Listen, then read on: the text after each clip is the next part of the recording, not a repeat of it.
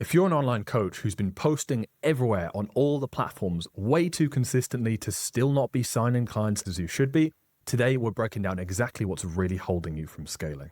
Hello, my name is Anthony Waneri. I'm Tygo O'Shea. Over the last 3 years, we've generated over $1 million with our coaching business. We help online coaches build authentic personal brands through 15-minute solo podcasts that allows them to attract dream clients into their business without posting on social media. So in this episode, you'll discover why being everywhere is the number one reason most online coaches are stuck in feast or famine. The counterintuitive truth why being and posting consistently on every platform is a failing strategy. And finally, the not so obvious way that fear of failure is secretly sabotaging your ability to get clients consistently. There's a lot of coaches out there who have their, let's call it their social media stack. So you know how someone might have their gym stack, they've got the protein, the whey protein, the creatine, BCAAs, you get the general gist. Yeah. Online coaches have the exact same thing, but for social media. So some people's stack looks like sounds awful, doesn't it? I think it's such a good analogy, actually. Yeah, it looks like they have a podcast, they post on LinkedIn, they have a YouTube channel, they're on Instagram, and they're on TikTok. And they're posting across all of these different platforms. And the rest. And a couple of niche dependent ones as well, depending, what you help people coach. Now, the goal here is to be omnipresent, meaning post on all these different channels and increase the amount of reach you have. They want to increase the reach so they get more engagement, more views, ultimately so they reach more of the ideal clients. And this comes from the advice given around this online, which is what you just said: be everywhere, be omnipresent, repurpose content to the absolute maximum. But I think, just getting straight to the point here, what most online coaches who don't want $1 million a month business, they just want more freedom in their life. What they don't realize is that advice is geared for people who are scaling to the moon, right? Yeah, who are, world domination. Like the Alex Hormozis of the world, right? And don't get me wrong, I think there's a time and a place for the Alex Hormozi. Yeah, we personally respect Alex. I think what he's done in online space is massive. But we're not talking about people trying to build billion-dollar companies. No. We're talking about online coaches who have expertise in a specific niche, who want a handful of clients where they can have more freedom to travel, to spend time with their kids, to not have to work maybe a part-time job, but to be able to do what they love full-time. So what does this mismatch do when online coaches who want what you've described are taking the advice that's really prescribed for people trying to go way more manic with their business than that? What does that lead to for the online coach? I think it leads to, number one, they're not getting the result that they want. So most of the time when you speak to these online coaches, you're like, I'm posting on 5 different platforms, which sounds like, you're doing a lot, but how is the business doing? How many clients did you land last month? How much money did you make last month? How many leads booked into your calendar? Oftentimes it's very low. They're like, none last month. The month before that, 1 or 2. Did you close them? No. One before that, I'm relying on referrals. The reason why I bring this up is because a lot of the times is that, right? They're posting everywhere, but they're not getting the promised results. They're just not getting the results at all. They're not signing clients consistently, and they're barely even gaining traction on any one of these platforms. Now, the question that comes to my mind is, if they've been doing this for several months, if not years, and they're not getting results, why is it that so many online coaches do try to be everywhere? The advice of be everywhere is the loudest advice on the internet. That doesn't mean it's right. I mean, we don't think it's the right advice for the achieving the goals that we just spoke about. But most people just follow that advice kind of blindly because it's just the main path. And a lot of people haven't thought, like, is this actually the path for my goal? Is this the most sensible and effective path to reach my goals, rather than am I just doing this because it just seems like the obvious step here? Thankfully for us, we realized years ago that there's much smarter ways of doing this, and we realized that was born out of seeing the be everywhere strategy doesn't work at the levels. When we were just getting started back in 2020, 2021, early 2022, and we were working with online coaches with podcasts to grow and eventually turn their listeners into customers. And a lot of the time we were doing that for free because we're trying out different strategies, right? It was like just trying just being mad scientists basically with the things that we tried. And like you say, we realized that the old way was broken because people were just not not only not getting the results, but also just not even having the bandwidth left over to pinpoint like which channels were outperforming which ones. Like it was just a whole load of confusion. Exactly. Yeah. And so for us, of course, we then took it upon ourselves to dig deep and just do some reverse engineering of those that had managed to really go big on social media. So people that, the bigger figures, right? Do you remember any of the people we looked into? This is going to sound hilarious. I remember thinking about like Logan Paul or like, again, for me, KSI, some of these figures that have now like, these aren't online coaches necessarily, but these are like media figures within the online space, specifically obviously YouTube. Yeah. We have these people who seem to be everywhere on all these different platforms dominating. And a trend that we kept on seeing, for example, even Alex Hormozi, the trend that we consistently saw was like, they just picked one platform to begin with, dominated that one platform. And then after years of being on one platform and really understanding how the platform works, its ins and its outs, then they moved on to the next platform. And that was a crazy realization for us, because it was like, whoa, people are starting at other people's end game, right? So the people that have actually made it and the people that, the people we're working with or were modeling, like the famous people you mentioned, they started on one platform. They went all in on that for years. And then after a while, they mastered that. And then slowly but surely, they moved with force, with actual momentum behind them, from one platform to the next, until they got to the point where everyone knows who they are, like a decade later, and they're now everywhere, and they're now able to do the whole 5 platforms thing, the whole like repurpose your content everywhere thing. And, not even to mention the fact that by that point, they usually have a team helping them as well. Compare that to the average online coach trying to build a presence online from zero, instead of doing the same thing and taking the long road to get there. They're just starting at the end game of like trying to just master all platforms at once. Is never going to work, right? No, it's not. And you know what's crazy? Like, it's going to sound really weird. I felt a bit somber because I've probably connected with a lot of our clients in the past who get to a spot where they see people at the top who are everywhere. They misread that data thinking, oh, well, I need to be everywhere. And then even though they're an expert at what they do, they then spend the next 2 years trying to be everywhere straight away. And they inevitably fail because that's impossible. There's a reason why these authority figures started on one platform, dominated, and then over decades spread themselves out with a team and with the right infrastructure. But if you're just like an online coach who just wants to build an authentic personal brand, the idea that you've bought into the lie that you need to be everywhere, working super hard, spreading yourself thin, being overwhelmed, know you're an actual expert, and then you're not getting the results and you're confused why you're not getting the results because you've been working hard trying to be everywhere, but the client flow isn't coming. That sucks, to be honest. And I think obviously we joke and we laugh at it, right? Because it seems ridiculous to us because we have that insight. But when you look at it as a person living day to day, but if you look at it from the online coach living day to day, you don't need to make it that hard for yourself. Absolutely not. And that's a frustrating part, right? We're clear on that by 2021. 100%. Go back to it. Since then, we've been such advocates for that with every client that we've worked with. And we've also really got a lot of fulfillment over the years from course correcting 100%. People on a path that makes a lot more sense for them. But here's the thing, right? It's now 2026. That was groundbreaking for us back then. It's been groundbreaking for a lot of people we helped since. And I have confidence that for some people listening right now, that is just... Well, I focus on one channel. That is an insight that can change the course of how this year goes, right? Yeah.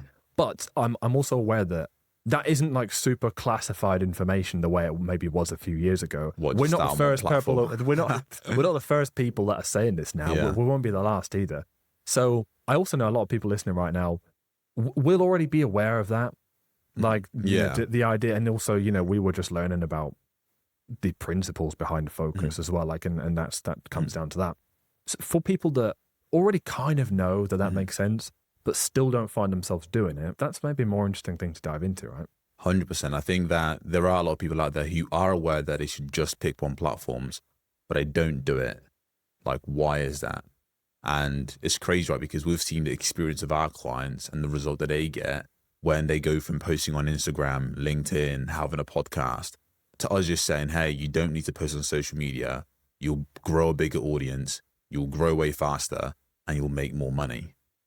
But for most people, the idea of dropping, and as a reaction we often get from our clients, which is like almost a frenzy of like, oh, I couldn't possibly drop LinkedIn and And Instagram, I won't be seen. Like, surely I'm better off just posting on those platforms anyway. I need to make sure I can get as much reach as possible. That is the typical reaction we get. And I was like, well, what's behind that? Because you're taking all these actions, you're being everywhere, you're working super hard, but you're not being paid consistently. So clearly something's not working.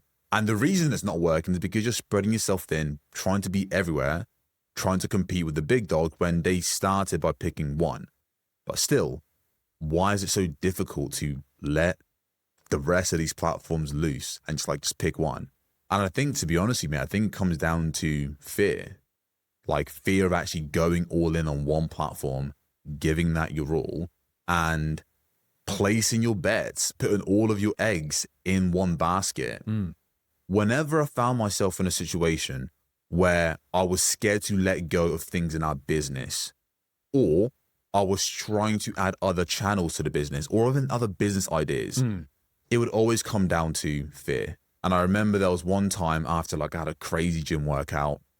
It was an intense leg session. Yeah. I was driving home after Is that what your gym stack? That's it, yeah. I was driving home after dropping off my girlfriend, and I just had a flurry of thoughts, a flurry of ideas of different business models, even though I was currently working on our business, which is strange. Like, why am I having these different ideas? We're already doing it channels? full time at that point as well, right? Yeah. Yeah. And then I was like, well, why am I having these thoughts, trying to be distracted, trying to add more and more and more to my plate? It came down to the fact that I was getting ideas for different business models, and I was getting distracted within our business because I was scared and afraid to go all in on the business, which is interesting, right? People think, well, isn't that the advice? Go all in and you'll make it. It's like, yeah, logically, everyone says that. And logically, I was telling myself that. But my actions were very different. Clearly, you've reflected on this a lot since then, and I know we've also spoke about it. In hindsight, what were you, maybe subconsciously at the time, consciously now, avoiding or worrying that would happen that had you impulse thinking of new ideas and different streams of income that, of course, only would have led to a more scattered approach? I think what it boils down to is the fear of failure, in the sense of, holy crap, like, what if I actually go all in? I give this business my complete all. I focus on one channel and I fail. Like, that was, the thought of that was like crippling, to be honest with you. Whereas if I had these different options opened up, then surely I give myself more of an opportunity, even though it doesn't make any sense because I'm dividing my focus. And giving yourself less of an opportunity, really, right? Exactly. But it doesn't feel like that. But it doesn't feel like that. And I think coming to that realization was very freeing, because I realized, oh crap, like, I now get why the business maybe isn't going as fast as it could be. I get why we're not having consistent months, because I'm not actually all in. I wasn't completely all in. I was like 98% in.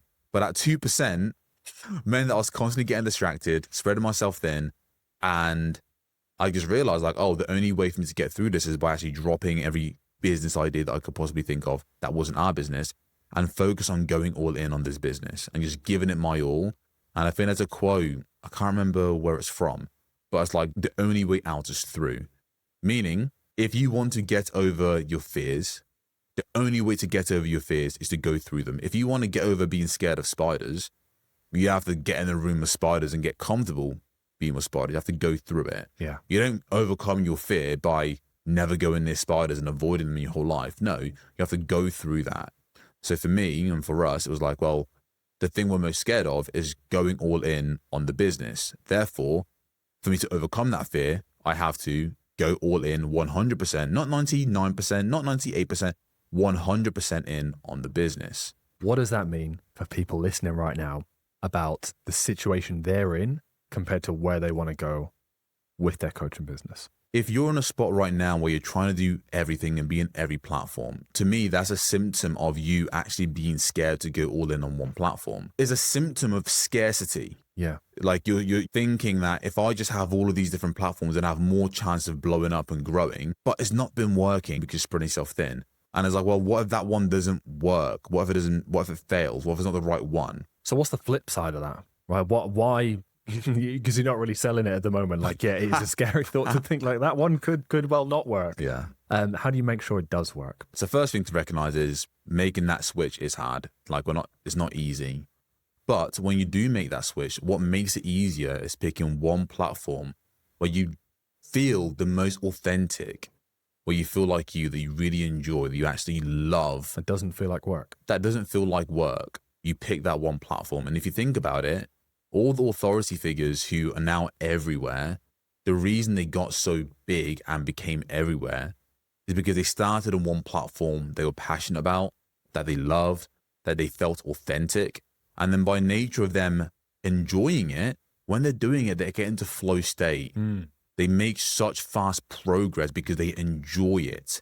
Their business gives them energy. It doesn't drain them. Most of the online coaches we speak to who are struggling to hit 20K profit per month, they're struggling because they're trying to force social media. They're trying to force being everywhere. And they can't really build up momentum because they don't like their business. Just simply put, whereas when you pick one platform you enjoy that's connected to you, you have to build massive momentum. And as a result, you get better. And as you get better, you want to do it more. And there's this upward spiral that goes up because you're so focused on this one platform and things are way simpler.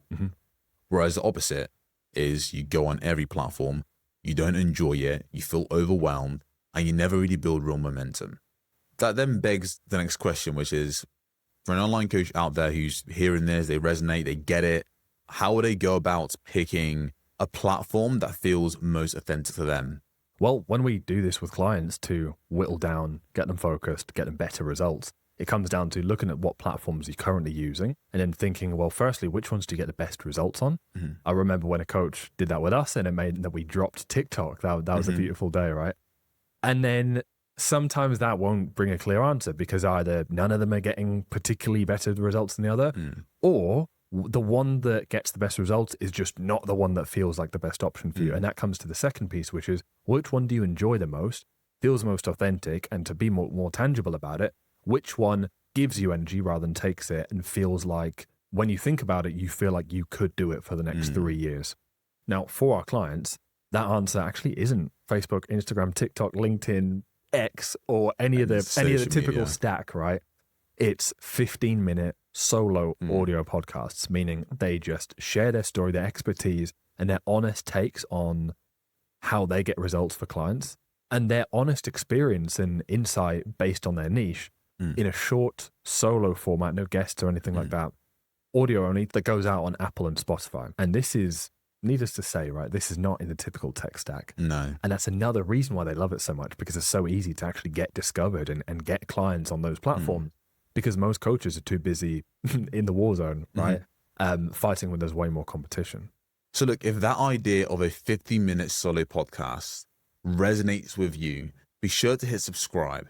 And if you're an online coach who wants to build an authentic personal brand without constantly posting on social media, but a simple business that provides you more freedom, allows you to make more impact, and allows you to experience what it truly feels like to have a flourishing business without all of the headaches, be sure to subscribe to this podcast.